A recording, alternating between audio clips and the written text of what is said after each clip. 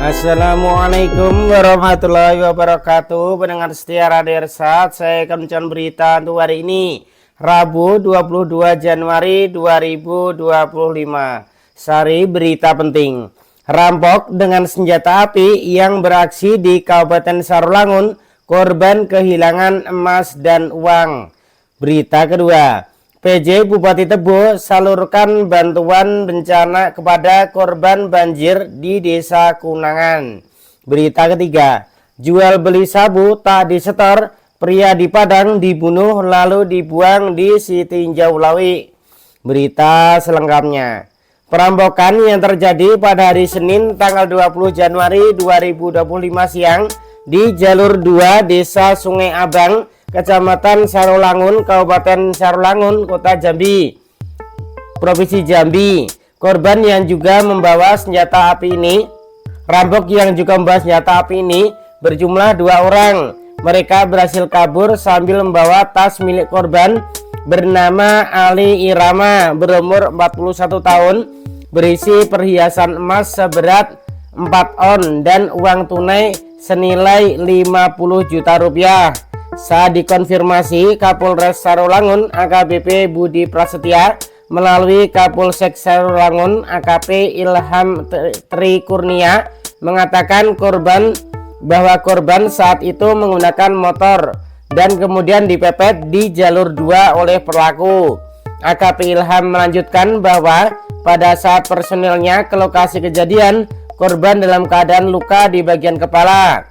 Saat itu, kata dia, pihaknya terus melakukan penyelidikan dengan mengumpulkan bukti, meminta keterangan sejumlah saksi. Korban kita antarkan ke rumah sakit dan sejumlah saksi sudah kita minta keterangan. Kami mohon dukungan masyarakat, semoga kasus ini cepat terungkap, tutupnya. Seperti diketahui, perampokan ini terjadi di Desa Sungai Abang, Kecamatan Sarolangun, Kabupaten Sarolangun. Sore itu, Ali Imran pergi dari toko emas yang terletak di Kelurahan Limbur menuju ke rumahnya di Kecamatan Sarolangun, Kabupaten Sarolangun. Dengan mengendarai sepeda motor Jupiter MX warna merah seorang diri, dia mengambil jalur belakang dan melintas melalui jalur 2 di depan kantor perhubungan. Ketika berada di sekitar 200 meter dari jalan lintas, ada 2 orang mengendarai 1 unit sepeda motor Matic warna hitam mendahuluinya. Saat itu tiba-tiba salah seorang pengendara itu mencabut kunci kontak sepeda motor korban. Pelaku kemudian berhenti di depan Irawan. Salah satu dari mereka langsung turun dan menodongkan senjata api SNB jenis pistol ke arahnya sambil meminta Irawan menyerahkan hartanya. Di bawah ancaman senjata api seperti itu, Irawan tidak bisa berkutik, ia hanya bisa diam ditodong. Pelaku lalu berusaha mengambil tas sandang korban dan di dalam jaketnya. Refleks korban lalu memegang tangan pelaku dan memegang senjata api. Akibatnya sempat terjadi aksi tarik-menarik, tapi Irawan kalah jumlah. Pelaku lainnya menolong rekannya dan memukulinya. Bahkan kepala Irawan pun berdarah akibat dipukul dengan gagang pistol milik pelaku. Setelah berhasil mendapatkan tas sandang berisi perhiasan emas yang akan dijual serta uang tunai, kedua pelaku langsung kabur melarikan diri. Pengakuan korban, pelaku berjumlah 2 orang, kata Kasat Reskrim Polres Sarolangun Ibtu Juni Haler Sianipar saat dikonfirmasi media. Saat ini, kata dia, personel Satreskrim Polres Sarolangun masih melakukan penyelidikan guna mengungkap kasus perampokan ini. Sumber berita Jambi Independen.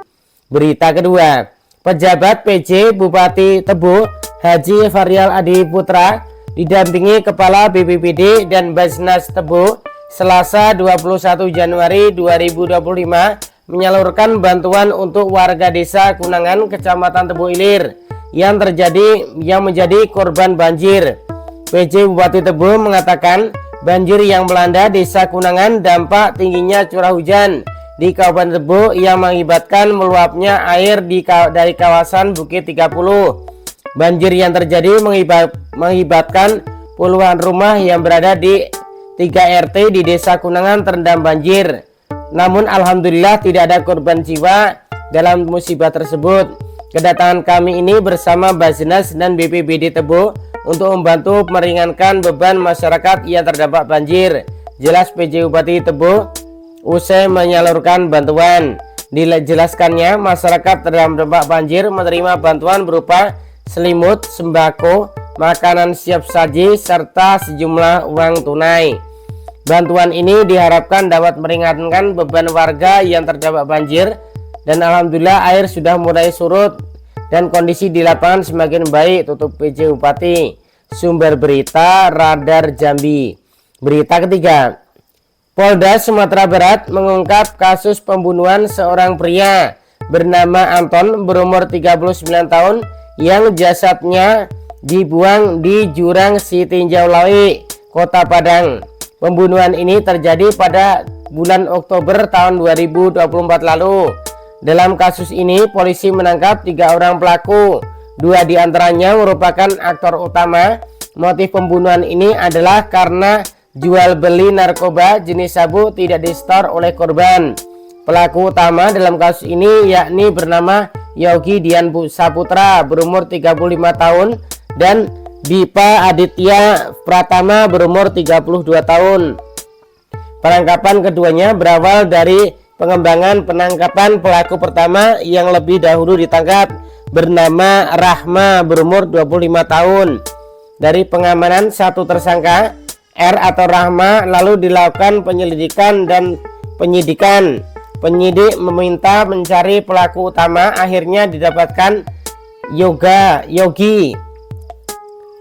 Ucap Kapolda Sumatera Barat Irjen Polisi Gatot Tri Suryanta saat dikonfirmasi media Selasa 21 Januari 2025.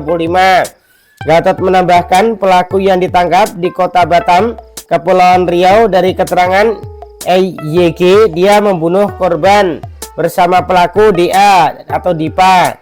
Dari pelaku Dipa kemudian ditemukan di tempat penggeledahan barang bukti sabu-sabu seberat 4 kg dan sebanyak 350 pil ekstasi, ujar Gatot. Kemudian kata Gatot, dari hasil penyidikan diketahui pembunuh tersebut terkait jual beli sabu. Hasil penjualan sabu ini sebesar 8 juta rupiah. Setelah pendalaman bahwa motif terjadi pembunuhan, merasa tidak senang. Mereka, korban dan pelaku, satu sindikat, jadi merasa tidak senang karena tidak menyerahkan hasil penjualan narkoba, beber Gatot. Sementara itu, Direktur Reserse Kriminal Umum Direskrimum Polda Sumbar, Kombes Pol Andri Kurniawan mengungkapkan peran masing-masing dari ketiga pelaku. Pelaku R. Rahman bertugas menjemput korban di daerah Payakumbuh, kemudian dibawa ke daerah Baso Agam. Di sana sudah ditunggu oleh 2 orang pelaku utama, yakni kata Andri, Yogi dan Dipa. Selanjutnya memiting korban dan memaksanya untuk naik ke atas sepeda motor. Dikatakan Andri, kedua pelaku utama ini lalu membawa korban ke daerah Kota Padang Panjang. Posisinya yang dibawa membawa motor adalah DA. Korban di tengah, di belakang YG.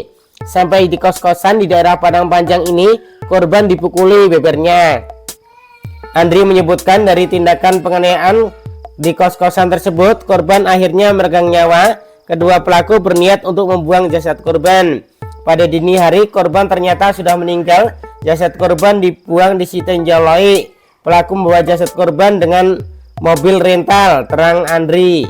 Sumber berita Langgam.